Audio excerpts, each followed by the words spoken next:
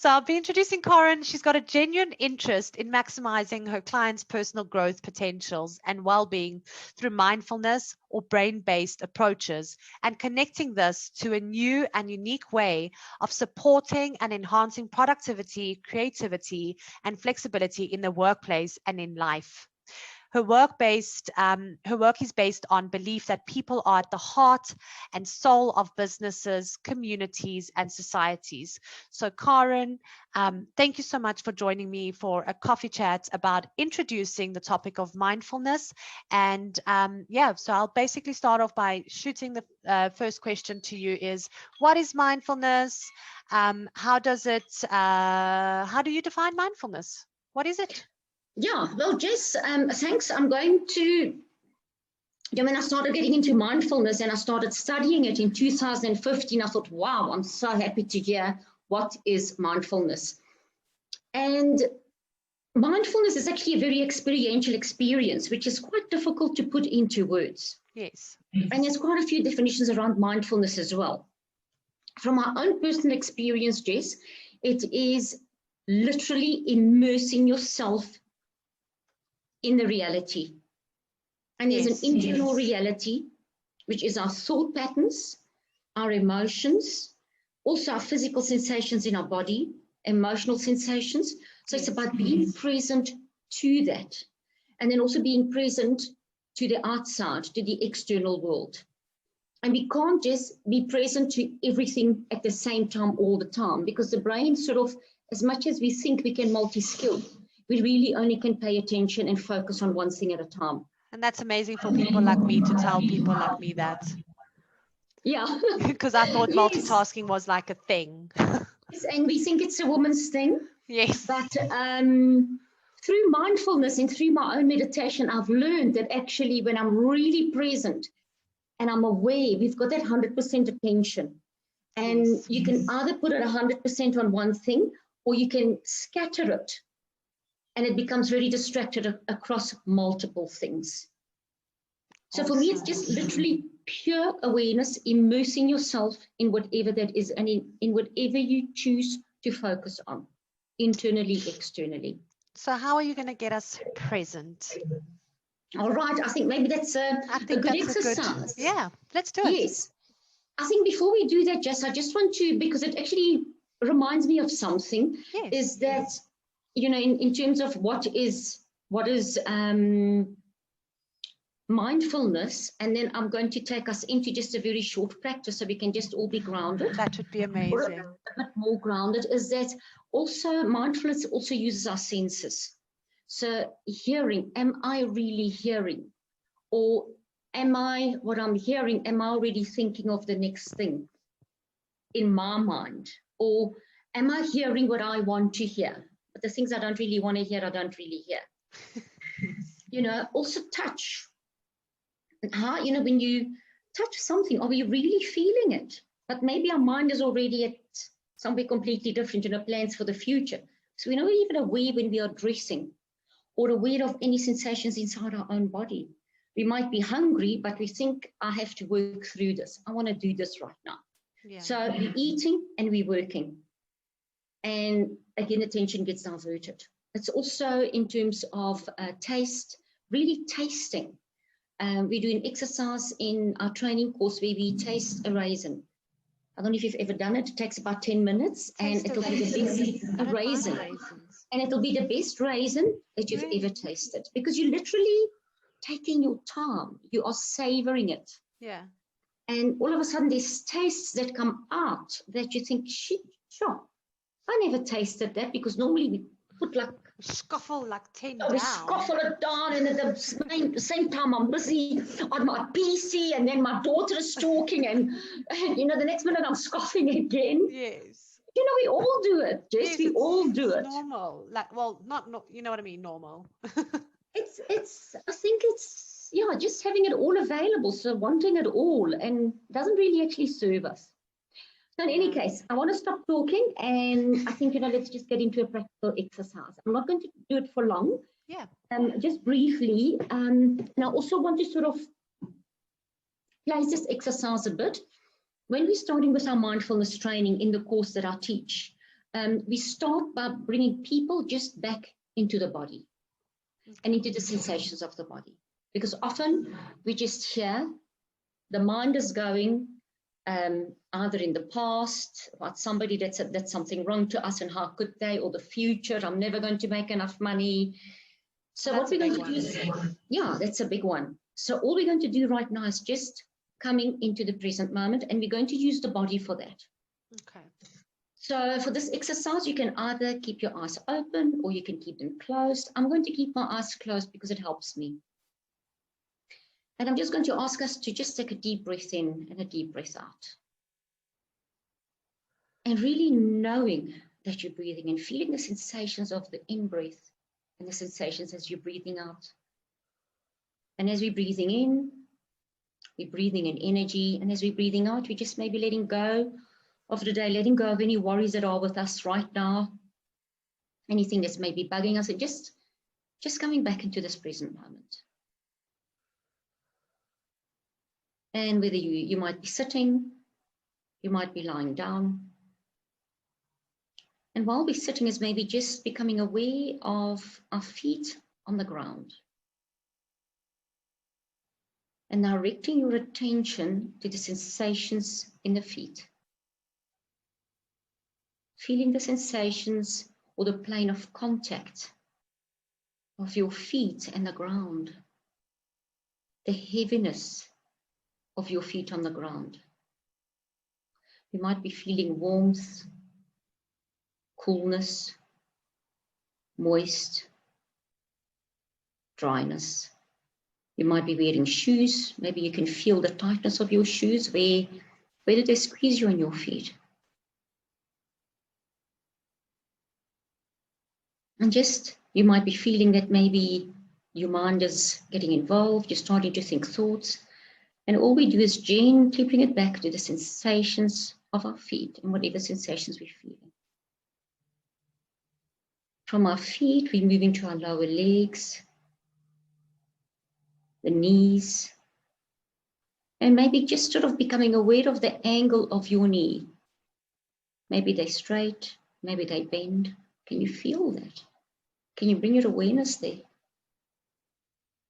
From there, we bring our awareness to our legs, maybe any clothing touching our upper legs, sensations of our upper legs touching our seat. If you find that struggling to keep your focus, just bring it away, just bring it back to whatever part we are working with. From the legs, our legs move into our hips. Just maybe becoming aware of any sensations inside of your tummy. There might be some growling, maybe there's nothing. Maybe you might be feeling some hunger or maybe fullness. Just feeling into that. And literally just dropping into the sensations that are here right now. From the hips and the tummy, just move upwards in the torso, towards the chest.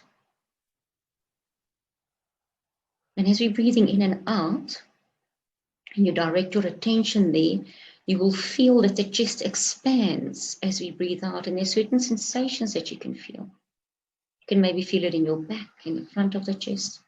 And then also the chest deflating as we breathe out, and actually feeling those sensations of what does it feel like when the body actually breathes in, and what does it feel like when we're breathing out? This is literally just tuning into the sensations as they are right now. Not wishing things to be different, just being the way it is at the moment.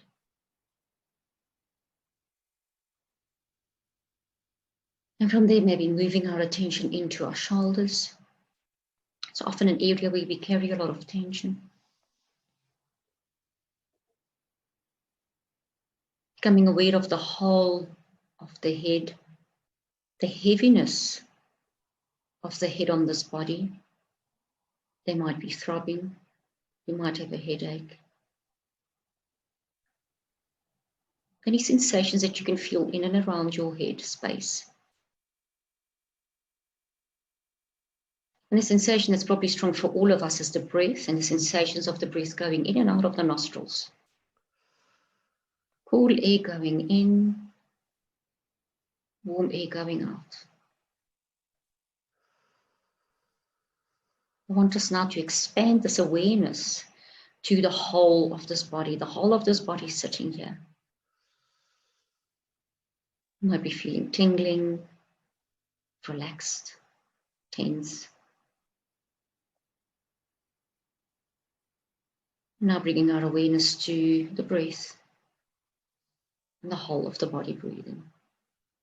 When you're ready, open up your eyes.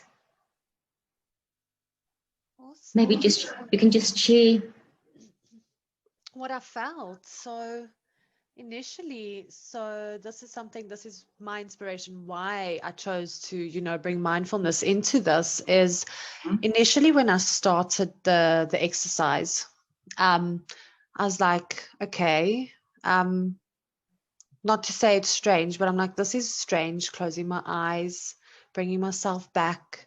And I got the sense of a lot of things were going on at once. I don't know if it's because I'm hosting this coffee chats with Jess, absolutely. or, a lot of things were going on. So I started feeling like shaky inside.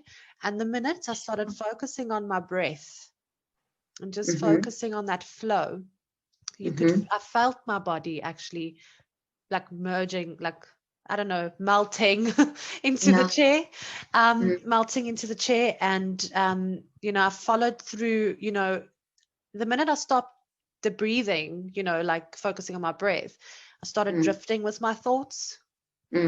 So what I basically tried to do is bring it back with the breath. So using the breath to bring me back. So I don't know if that's the right or wrong way. Like, I don't know if there's even a right and wrong way to this, but yeah, that's what I felt. And towards the end, I felt a sense of relief. Thank you, Jess. Thank you. And just you're making a very important point there. In mindfulness, we're always using an anchor. Yeah. And an anchor is if you think of a boat and take out now, you're not putting the sails up, you're not putting the engine on, the boat will just start drifting. And that's what happens with our mind. It starts drifting everywhere but here. Yes. And what we do is when we want the boat to stay in one place and be focused and centered and solid, we put the anchor out. Yes. So we can, in mindfulness, we now at the moment I used our body and the sensations of the body as an anchor. Yeah. We also use the breath just as much and the sensations of the breath. Because the breath is always here and those sensations are what's happening right here, right now. Yes. So right here. I love that. And, the reason this whole mindfulness came up for me specifically, and maybe someone else on the call can resonate, or whoever else could watch this coffee chat, is really, I dealt with a lot of anxiety. I love those chats. Everyone's just busy saying that they're relaxed, Karen. Robin's busy saying it's tough to block out everything out. Exactly. That's where I struggle, especially being such a in my head person. I struggle with that. So from your perspective, Karen, and this is why I got involved with mindfulness and meditation and all of that, is I dealt with a lot of anxiety and anxiousness and all of that. I just want to know, obviously, for me personally, mindfulness has reduced my anxiety. Is this like a thing? Is it not a thing? How does it? Yeah. So what's... Absolutely, Jess. The first course that was actually developed around mindfulness is called mindfulness-based stress reduction. Okay. And I'll tell you why. And I'm actually first going back to stress. What is stress? And stress. We all need stress in our life, and we all need good stress because it gets us up in the morning, it gets us going, makes us feel energized, it makes us feel good, it's motivating. Yes. But then when we've got too much stress, and especially just when we start feeling helpless and hopeless and overwhelmed, that stress is not positive anymore. It's not good for us anymore, and it actually starts being counterproductive. Yeah. And often the stress comes from various things. It might be that we may be stuck too much in the past. Yeah, exactly, Tanisha. You stress and distress. It's good stress and then distress. And stress comes from within us. We create our own stress with our thought patterns, our Yeah. rumination. Some of us, certain things have happened to us in our life, all of us, that were traumatic. And sometimes we carry on ruminating about these things. And we can think about something that happened 10 years ago. We think about it today. And the more we think about it, we start feeling the sensations, and it's so real. And we just want to get out, climb in the car, or go and tell that person what we think. Yeah. But it's actually not our reality right now. The reality right now is I'm sitting here having a chat to you. But in the meantime, my brain is in the past. So that's very stressful. Also going into the future is also very stressful, because COVID, what's going to happen? We don't know. We honestly don't know. All we know is what's happening right now. We can make and plan. But again, not too much either, because everything changes moment by moment. So the future never arrives. So we're there with our mind. It's very anxiety creating. Yes. Because we're dealing with things that we could never have. You can't control it. And I'm going to give you an example. When I was going through my divorce, I kept on thinking, how am I going to survive? And I had to say, Karen, pull yourself back to now. You don't know what's going to happen in 3 months' time. I might get a contract. I might get a permanent job. And if it doesn't, then what's the worst that can happen? Yeah. But often we create these stories that never happen. And I'm going to ask you as well, Jess, especially thinking about stress, how many things is it where you've had stories that you think about and you think, if this happens, that and that and that, but it never happens? I can tell you 99.99. That's exactly what happens. I build a picture in my head. It stresses us out. And what's happening, Jess, is that we actually we get the stress response going, and the stress response is fight and flight, and it's still hardwired in our bodies today. Yes. So it's all about fight and flight. The problem is that in the olden days, we were fighting for our life. We were fighting survival, and we needed the body then to go in fight and flight. What happens when we go into fight and flight is that a lot of hormones get activated. Cortisol, very poisonous for the body. The blood pressure goes up. Yes. We start going, and all our thoughts are only about what can I do for survival. But in the meantime, Jess, we're actually dealing with a strategic problem in the boardroom. But our brain has gone back into our primitive brain, which is all about survival. So our prefrontal cortex, which is about higher order thinking, planning, organizing, creative thinking. How can I manage this change that's happening moment by moment? How can I manage it, but also let it go and let things be that need to be? But the problem is we don't like it. We've got this vision of this is the way my life has to be. And if that doesn't happen, we get very stressed. So we actually create our own stresses. 100%. So to do mindfulness is that mindfulness is the opposite of the fight and flight response. So with mindfulness, we go out of our primitive brain, and it actually brings us back into our higher order thinking. Okay. What also happens is our blood pressure drops. We go into the rest and digest stage of our body. Okay, what is that? Rest and digest is what happens is when we go into fight and flight, all our blood goes to all our extremities because we're literally preparing to run. But this time we're running from an email that I got from our boss. The problem is I'm not running. So the body is creating a lot of hormones and we're not running. So we're not using those hormones up. So at night you go to bed and you cannot understand why your mind does not switch off. That's so common. We've got all this cortisol and adrenaline running in our body together with the coffee and the sugar and the bad diet, and we can't switch our mind off. And the reason is because the body starts to relax, but that mind is still going.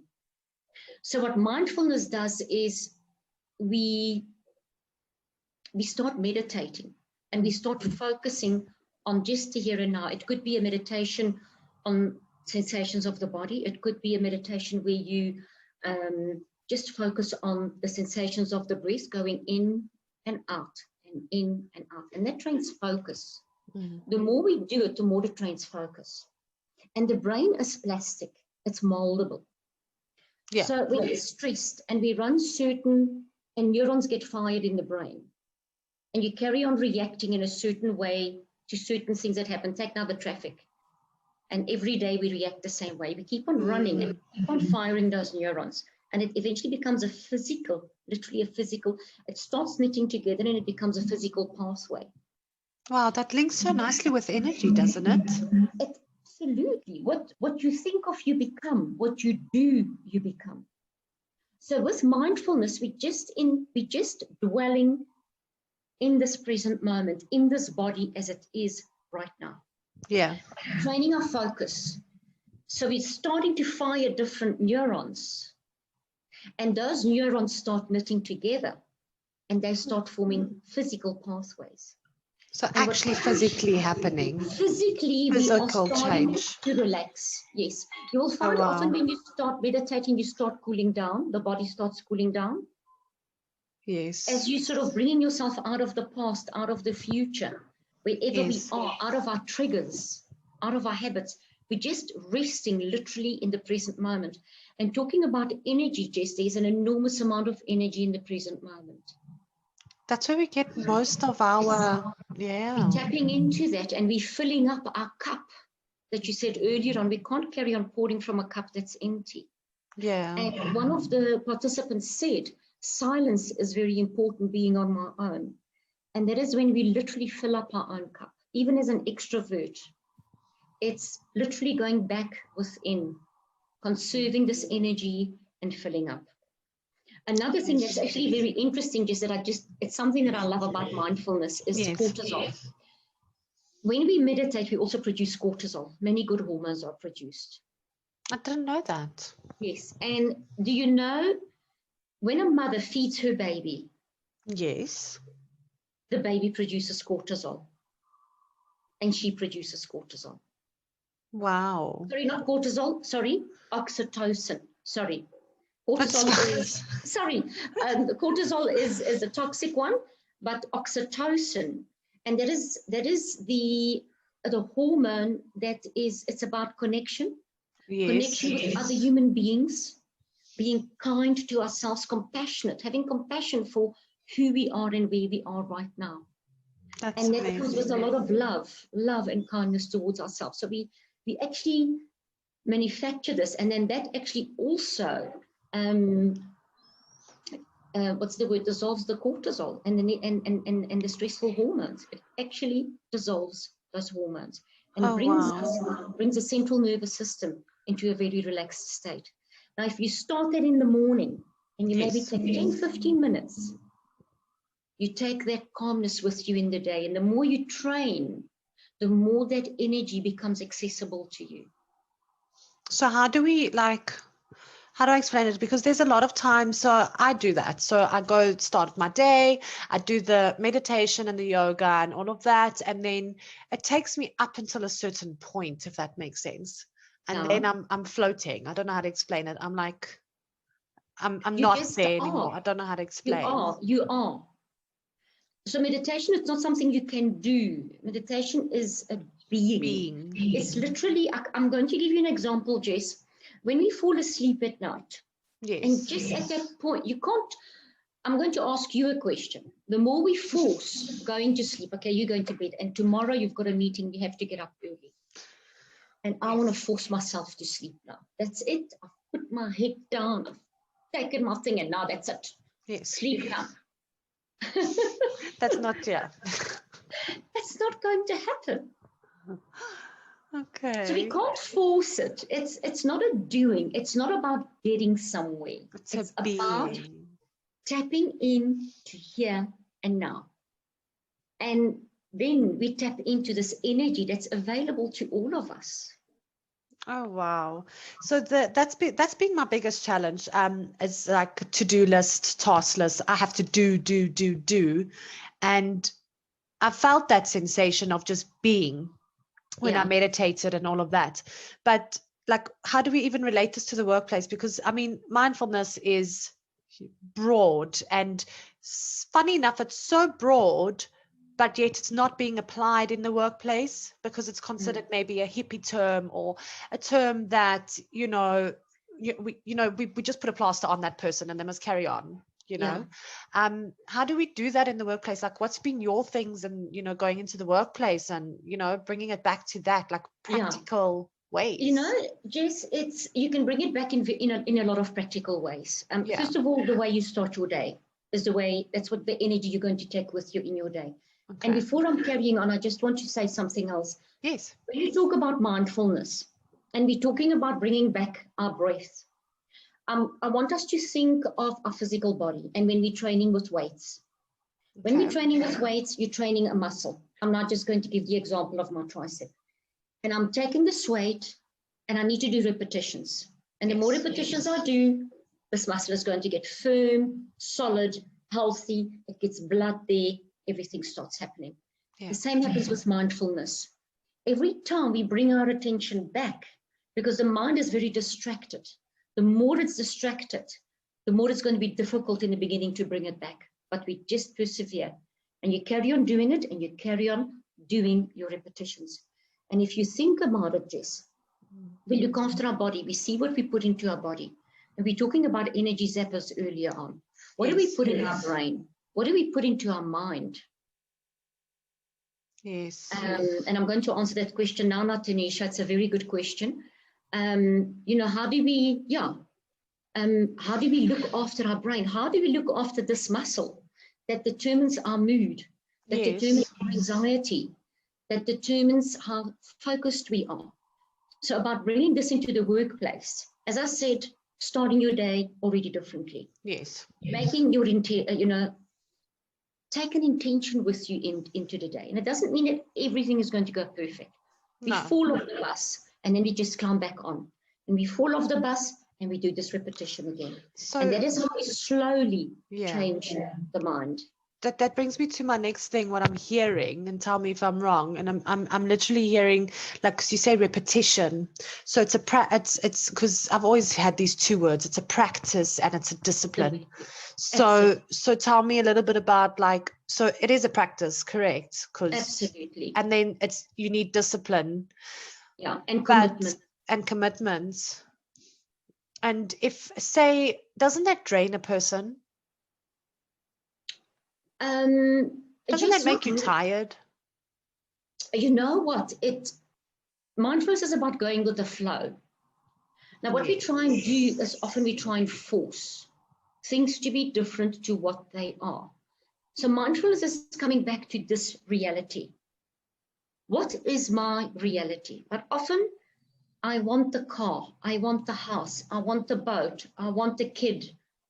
I want. But if you think of it, it is a hamster wheel that never stops. And we eventually drive ourselves literally crazy. So all we need to do is we need to stop that hamster wheel and climb off it. And again, assess, where am I? What is real? If I want that house, how far am I away from that? How can I prioritize? How can I simplify? And say, okay, these are the things I want. Let me just start with one or two. And what can I do today? What can I do right now? What decisions do I need to make right now? But in the meantime, we ruminate about what's not happening and how I'm not strong enough and how I don't have the time and how this is not happening. And we don't have, actually. We don't have. So what about looking at what we do have?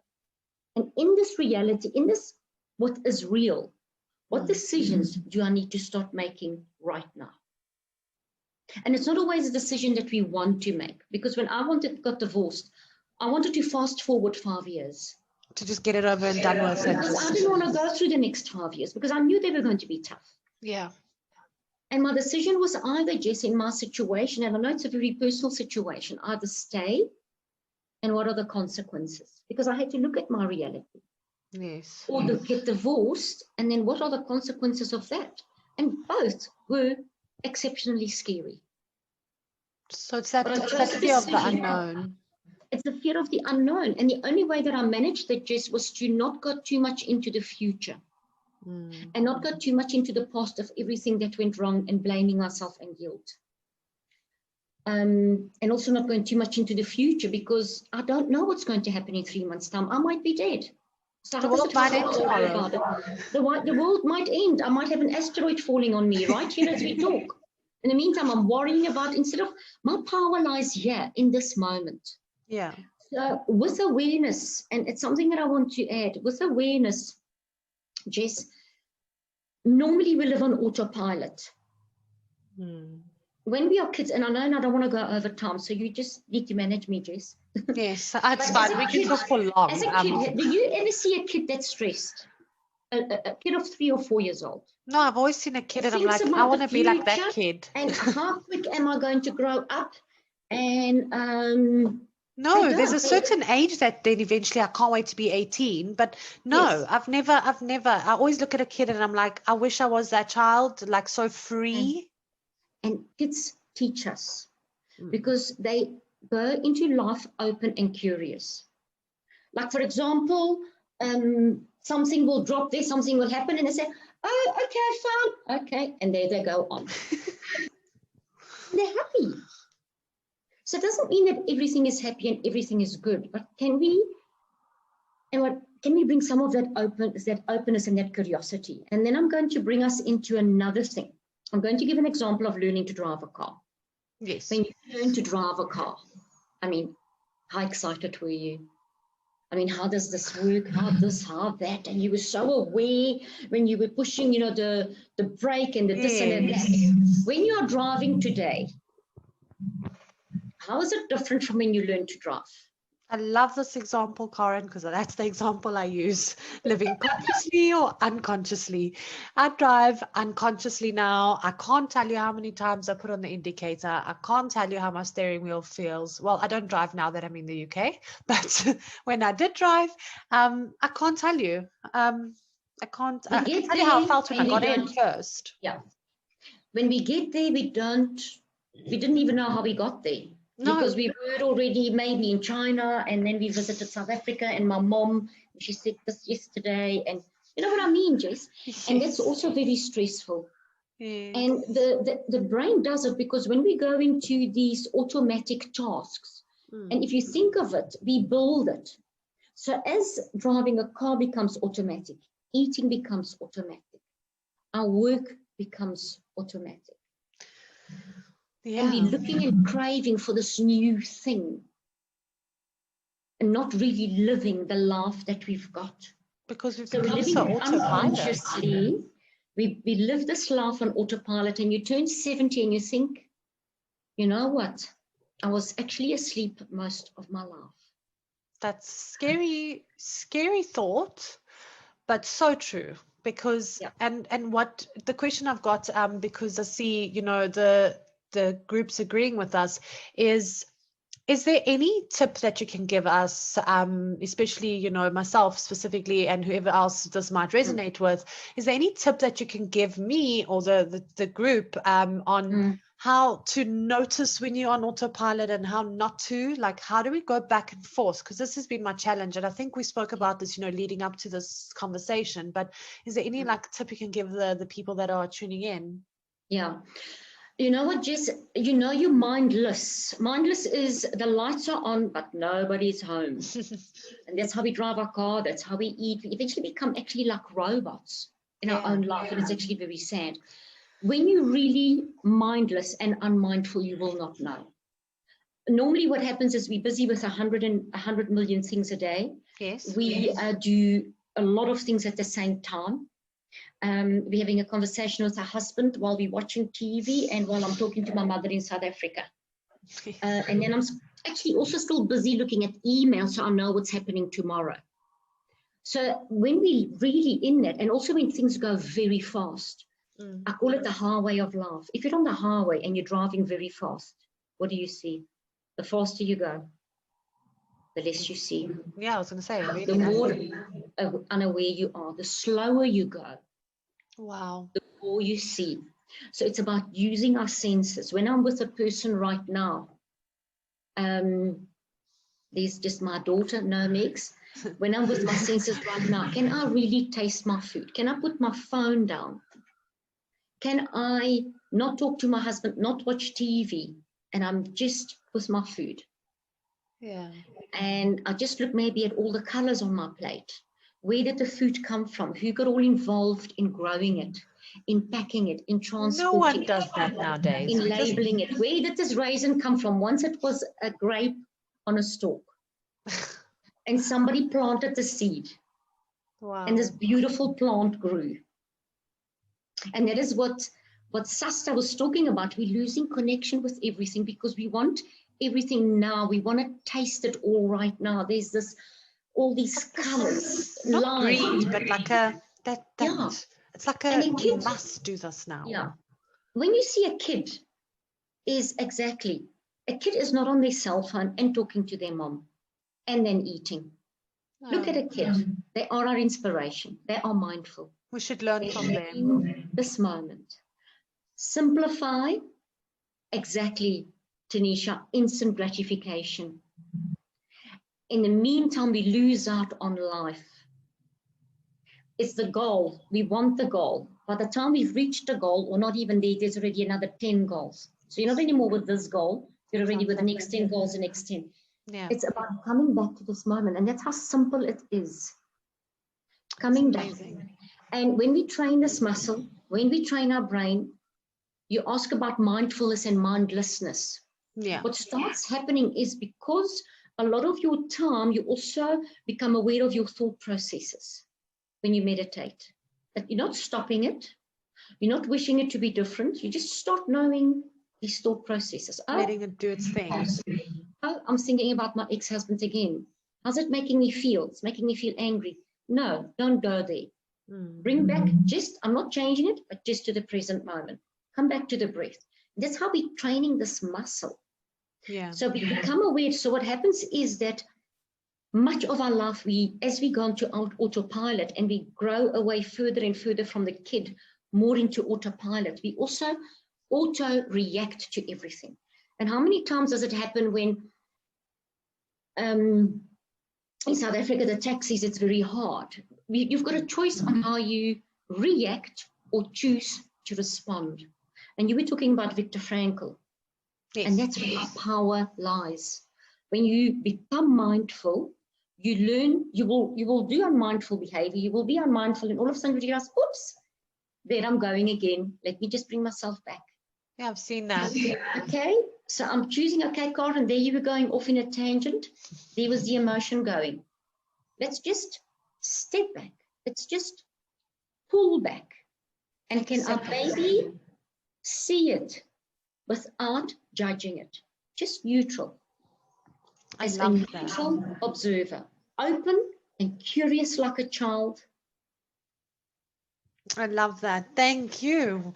Wow. Like I've even learned new stuff. I don't know, like for the people who don't know how we led up to this conversation, Karen, just so they know, myself and Karen have actually been speaking mindfulness for the past week, 2 weeks or so. And this conversation in itself, I thought, okay, we've spoken so much mindfulness. I've learned myself so much just in this conversation itself. So I do really appreciate it. I've just got, I think we've got, then I would love to open the floor for some questions if there is any, and if not, then we can, end off. But I had one more question for you, because I think I went through like all my curiosity things was like, it's a practice, it's a discipline. The two things is, so, and I think we spoke about this leading up to this. Okay, I'll try see if we can get this done in this time. Is what is mindfulness not? Because that will help us going forward. Yeah. What is it not? And then the other thing is, you can answer this in your own flow of things. The other thing is like, if where is mindfulness used? And do you know any like courses or anything that we can just have a look at, just so that people know that are viewing or tuning in? We will be posting resources tomorrow that Karen uses, and we can go explore further. But just from your opinion, if you don't mind, and then we'll move to some questions. I'm going to do it very briefly, Jess, because we'll talk forever. Everything that I'm going to say could be another topic and another conversation. There's a lot of mysticism around mindfulness, and a lot of misunderstandings too. Mindfulness is not religion.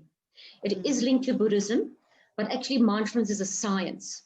When we meditate, and when I teach people to meditate, we follow a very specific process. Yeah. There's very specific principles underlying it. And actually, the results of mindfulness can be measured, and they're doing that today in neuroscience. So it comes from Buddhism, but it doesn't have all the traditions. It doesn't have the religious side to it. We use the practices, and there are some values linked to it as well, but it's not a religion. I think often also people think mindfulness is positive thinking. It's not positive thinking. Mindfulness is being with what is. And if, take now, you broke up with your boyfriend or your husband, that is or you had a huge fight. That is a very real emotion and a very real sensation. You can't say, oh, let's be mindful and let's just breathe. Yes, you will breathe, but I will actually sit with the raw pain. And I will just allow myself, maybe for the whole day, like Sasta was saying earlier on, the whole day, just sit with it. Doesn't mean you become with it. And just carry on breathing and be with it and actually invite it in as if it was a friend and you're having a friend for tea. And eventually that energy, that emotion is going to roll itself out like the waves in the sea. The waves are going to become smaller. The emotions are going to become smaller, and eventually it just rolls itself out. Okay. It's also not, Jess, it's also not controlling thoughts. It's about training the mind through the breath and through the physical sensations of the body. So it's about seeing the mind. It's about learning to know how this mind works. Amazing. The fact that it loves negativity, the fact that it loves to harp onto negativity, the fact that it loves that I've got triggers that come from the past. Can I learn to see that? You don't even have to know where it comes from, but can I maybe see it and know it? Great, start with that awareness, hey? Yeah. So that is what mindfulness is not. It's not positive psychology. It's about being with the reality, whether that is easy and joyful or hard. Or not. And then there was another question, Jess, resources, courses. Just quickly, in the oldest course that is existing was started in 1979. By John Kabat-Zinn, and that is the mindfulness-based stress reduction course. Okay. And a lot of the science and a lot of the neuro research has been done on that course. It's been running for 40 years. And it's a course that happens over 8 weeks. And what we do, it will just emphasize the principles, is that we only do an hour and a half, 2 hours of training a week, once a week. Okay. But then you practice every day. And I'll give people exercises and homework every week, so they can learn to work to cultivate a muscle of mindfulness, to cultivate this muscle, and how can I actually start integrating it into my life? Amazing. And how can I also use it during difficult emotions and stressful times? The last thing, Jess, really the last, a lot of the other courses and where it's used in the army, it's used in the police force, it's used in schools, it's used in the workplace, it's used in the health system. You were talking about a cognitive-based therapy. The MBSR, you get the MBCT, mindfulness-based cognitive therapy, is based on the MBSR. Your MBSR is your gold standard. Any other training that was done is derived from this gold standard, whether it's in the workplace, the police. There's even been training in jails, and it's been very successful, where people actually where most of the people that go out of jails go back into their old behavior patterns. With mindfulness, there was a 60% of being able to be reintegrated into society again. I'd love for you to share those resources. I'll post it. I think that's very valuable. Just some real, some people need info like facts and data to prove, something so broad such as mindfulness, because you can't really see it. Does it make sense? You can, on a brain scan, you can see it. Okay, so once you can start seeing that, what you spoke about here, that's amazing. So that's what I need, is so we can start bringing this mindfulness term into the workplace, start speaking more openly about mindfulness. I'm not going crazy saying we must do yoga and meditation. It's simply proven to work over numerous studies, numerous industries. etc. So if it's okay with everybody and you, Karen, we could literally speak. I think we're going to have, so the viewers all know, I haven't discussed this with Karen. I think I haven't.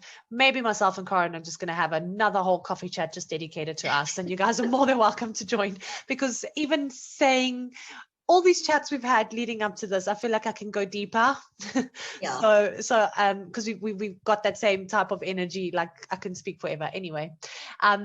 Diana, yes, we'll Thanks, come. Deanne. So awesome. Anyone would like to ask some questions to myself and Karen with regards to anything we spoke about, anything that you uncertain about, or things that you would like to know? If you're too shy to turn on the camera, it's literally just us. If you want to put it in the chats, put it in the chats. I think we can start off with Karen, if you don't mind. There's Tanusha. Hi, Tanisha. Hello. Hello, Tanush. This is amazing. This is Oh, amazing, I thank must you. just say. Thank you. Thank you. I really, really appreciate it. Yes. Thank you.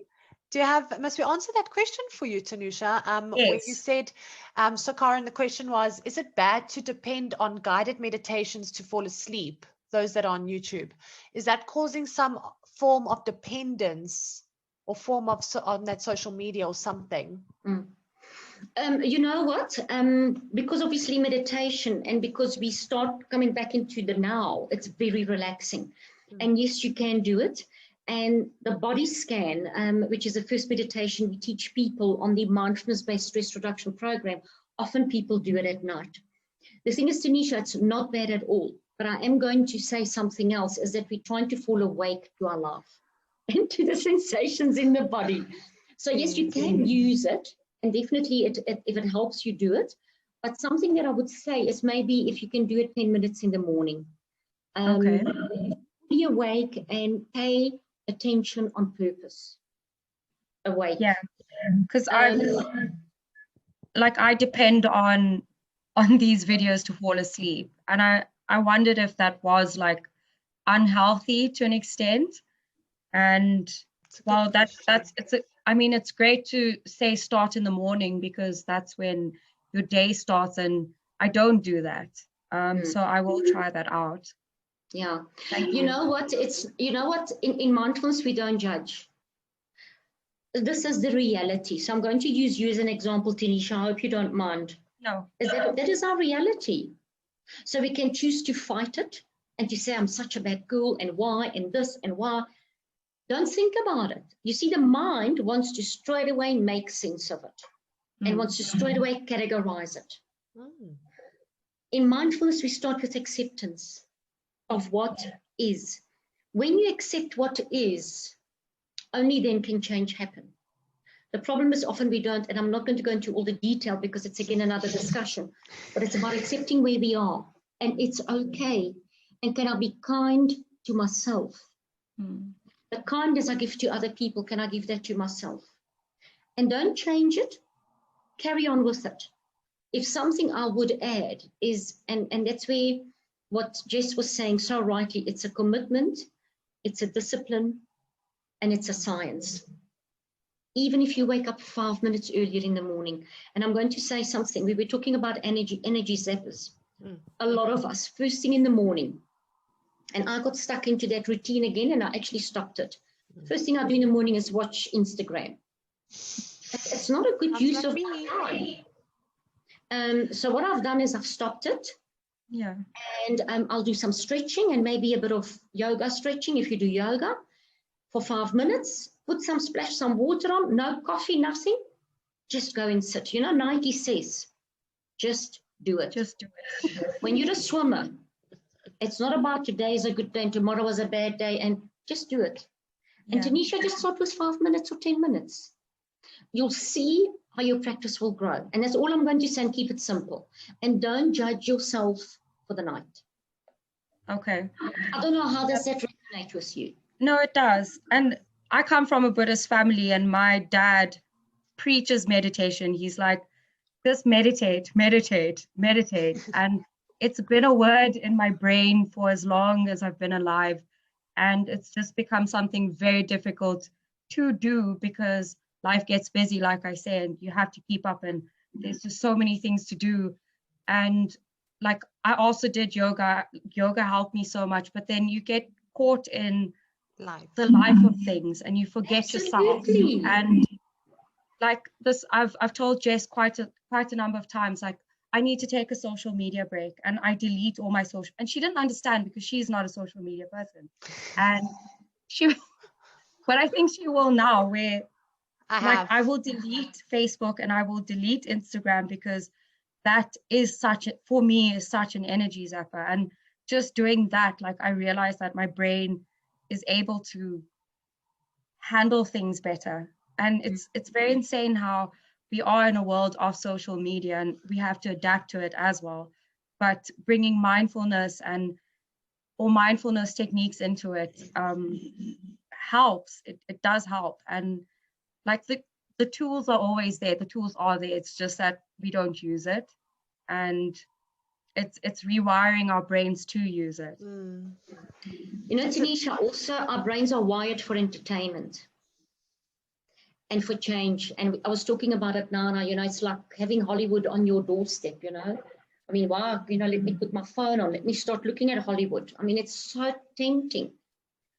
And because the brain and the mind is wired for entertainment, these things work so well. And Facebook, they know what they're doing. Smart. And it's about recognizing it and then replacing it with a better way. Not like going like, oh, no, I need to start meditating for an hour a day, and take it slowly, be gentle on yourself. But just know that our minds are wired for this. They're wired for entertainment. And that's why we're doing 100 things at the same time. And it happens to all of us, even meditators. The more you meditate, the more you are able to withstand it and to stay centered. The less we meditate, the more we are sucked into all these waves. And the thing is, when it happens, it's fine. And myself, there's times that things are easier, and there's times that, you know, that I get stuck in a bad habit, and I say, Carlton, stop. This is not serving me anymore. How can I use my time better? And that it serves me. It serves my energy. It serves my physical body. It serves my emotional heart. It serves my thinking patterns. But we're all human beings. And often through the suffering and through going through the mud and going through social media, at least we know we've got the awareness to know that the tools are there. That's really a good start. Awesome. Wow. Thanks for the question, Tanusha. Yeah. Does anyone else have any questions they'd like to pose? While you were talking, Corin, you know, like this is the non-mindfulness side of me coming out, if that makes sense. I don't know how to put that.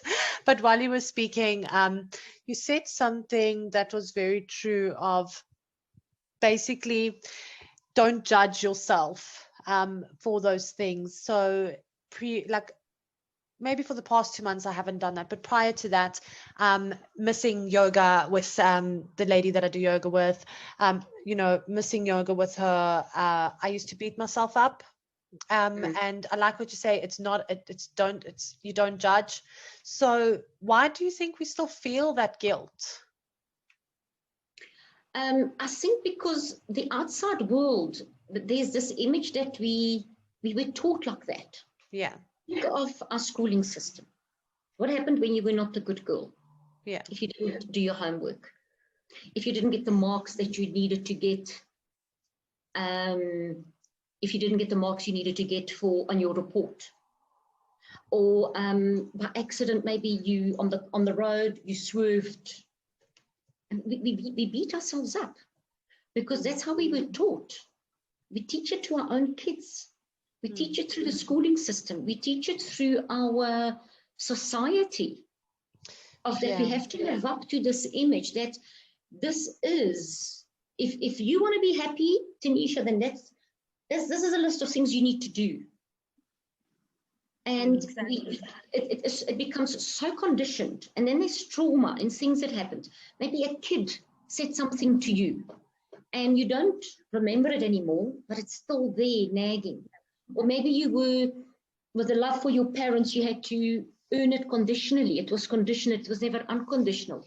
Or a teacher that was very ugly to you, or bullying at school that happened.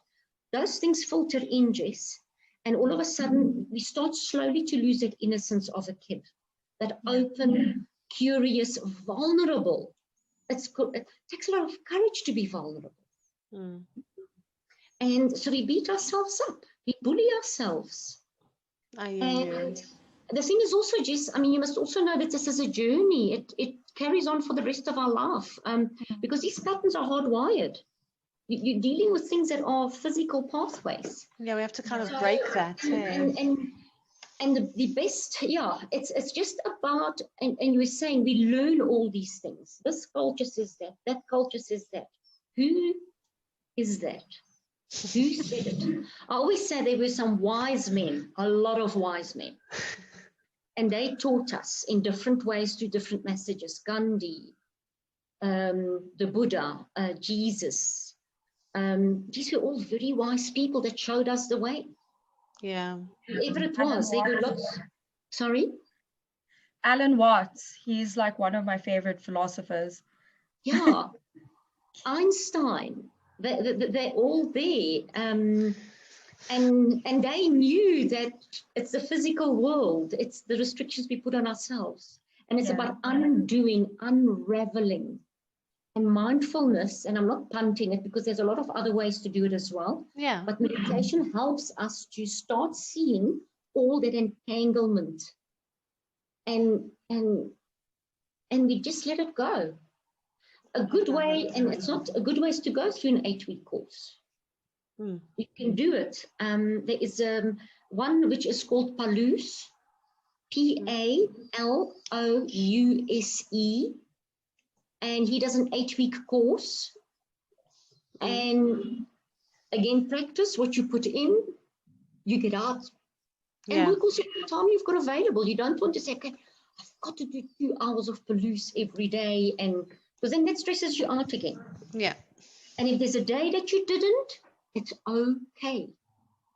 It's okay. As long as we're not maybe intentionally doing it. It was a mistake. But we're so hard on ourselves. We are our own biggest critics. And our own worst enemies, hey? Yeah. Because we take on everything that we were taught as our reality, and that is the truth. So through mindfulness, we learn to know, what is my truth? What does my heart say? Sorry, Tanisha. Sorry, when I thought of the brain now, I thought of, you know, like a river, and there's so many rocks around it, and there's water flowing, and these rocks, are these, in terms of the rocks, are these pathways rocks in our brains? And with mindfulness, do we create these water flows? I'm sorry, I'm very abstract. Do you understand what I'm saying? Like, I don't know if are there these parts of our brain that are like hard and they're going to be there forever, but we can create new pathways? Yeah. And the thing is, I hear what you're saying, Tanisha, I get you now. So how it works is that neurons, and I'm not a neuroscientist, okay, so I'm going to do this in my layman's terms. What I understand is that neurons perfect for me. one another. Yeah. And through electrical current, as well as through hormones, because that's how all these cells talk to one another. And eventually you will see it's like a spider web. It just starts forming these physical paths, like, so all these neurons that fire, eventually they wire together. So it forms like a wire. And if we carry on running those habits, those paths, and please don't stress out about it, but eventually it becomes thicker and thicker. And because there's more wiring and there's more energy. Whatever you give energy to becomes stronger. But through mindfulness, we start being able to see, oh, you know what? When I get upset like that, or when I think that thought, or when I think about that person, you know what? It's where am I going? It's not serving me. It's not taking me anywhere. It's not resolving any of my issues. Let me just, in that moment while I'm present, I'm just going to let it go. And how am I deciding then to do it differently? And how am I deciding then to respond wisely in that moment, when we can and when we are aware?